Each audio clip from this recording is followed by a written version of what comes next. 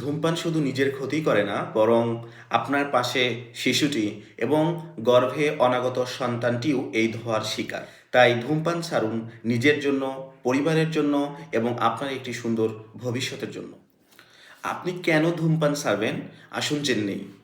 সিগারেটের মধ্যে আপনি জানলে অবাক হবেন যে সিগারেটের মধ্যে প্রায় ৭,০০০-এরও অধিক রাসায়নিক পদার্থ থাকে।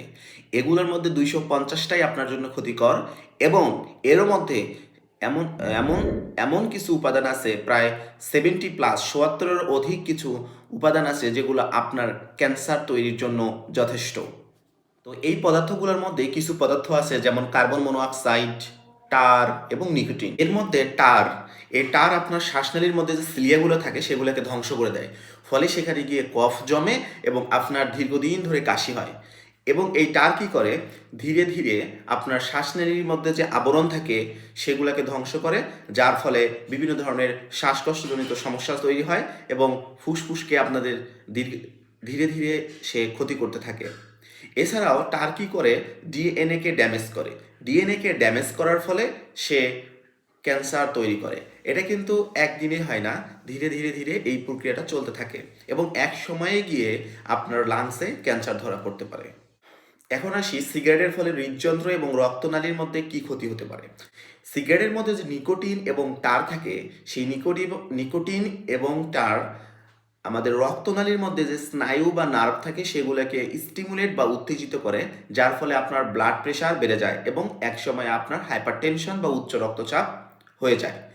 এরপরে এই নিকোটিন এবং টার কী করে, অক্সিজেনকে প্রবেশ করতে দেয় না, কোষের মধ্যে অক্সিজেনকে যাইতে দেয় না। এছাড়াও এরা রক্তনালীর মধ্যে চর্বি জমা করতে থাকে। রক্তনালীর মধ্যে যখন চর্বি জমা হয়, এক সময়ে গিয়ে আপনার স্ট্রোক অথবা হার্ট অ্যাটাকের মতো মৃত্যুঘাতী রোগগুলো হতে পারে। সিগারেটের মধ্যে যে তামাক থাকে, এই তামাক আরেকটি ভয়ানক কাজ করে, ডিএনএ মিউটেশন করে এবং টিউমার যে সাপ্রেশন জিন আছে সেগুলোকে কমায় দেয়, ফলে আপনার শরীরের বিভিন্ন অঙ্গের মধ্যে টিউমার বা ক্যান্সার হতে পারে। এবং এই সিগারেট জননতন্ত্রে বা প্রজননতন্ত্রের কি সমস্যা তৈরি করে।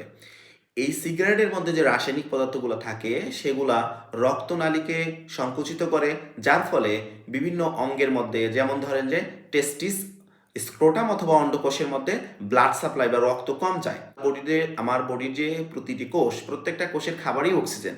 যদি সেখানে অক্সিজেন কম যায়, অর্থাৎ অন্ডকোষের মধ্যে যদি অক্সিজেন কম যায়, তাহলে সেখানে কম কম শুক্রাণু তৈরি হবে এবং আপনার প্রজনন ক্ষমতা বা যৌন ক্ষমতা একসময় কমে যাবে। এই সিগারেট খাদ্যনালীতে কি সমস্যা তৈরি করবে। সিগারেট কি করে, আমাদের শরীরের মধ্যে অ্যাসিড বাড়ায় দেয়, যার ফলে পাকস্থলীর যে একটা সুরক্ষা ক্ষমতা এটা কমে যায় এবং একসময়ে পাকস্থলীতে ঘা হয় এবং পাকস্থলীর এই ঘা থেকে ক্যান্সার পর্যন্ত তৈরি হতে পারে। এবং আরেকটি সমস্যা তার তৈরি হয়, রোগ প্রতিরোধ ক্ষমতা কমে যায়।